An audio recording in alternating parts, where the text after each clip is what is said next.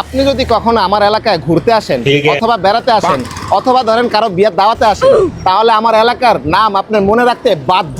আপনি যদি আমার এলাকায় একবার আসেন, আপনার বাপের নাম আপনি ভুলে যাবেন, অথচ আমার এলাকার নাম আপনি ভুলবেন না।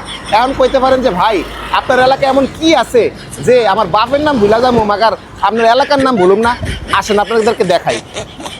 এই যে দেন সোনা দিয়ে বান্ধানো একটা রাস্তা দেখছেন, একদম 24 ক্যারেটের সোনা। হ্যাঁ, কেউ কিন্তু স্বর্ণটা ধরে না। আমার এই রাস্তার মধ্যে দেখছেন সোনা কিভাবে বেড়েছে। এই রাস্তাটা কিন্তু স্বর্ণ দিয়ে বান্ধানো, এমন একটা স্বর্ণ দিয়ে বান্ধানো, চারিপাশে কিন্তু স্বর্ণ উঠতেছে দেখছেন নি। কেউ কিন্তু স্বর্ণ কেউ ধরে না। অন্য করে আরো দেখাই। এই দেন এই এলাকার ঘর বাড়িটা স্বর্ণ দিয়ে বান্ধানো চান।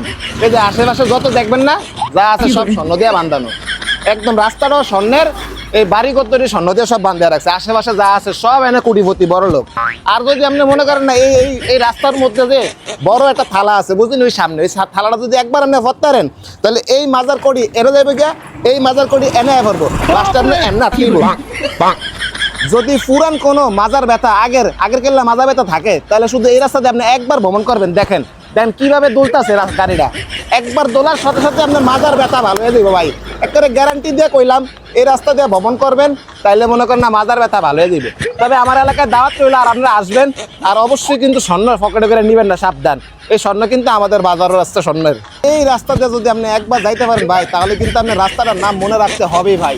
আমাদের কিছু আছে আর না আছে ভাই, একটা স্বর্ণ দিয়ে বান্ধানো সোনার একটা রাস্তা আছে ভাই।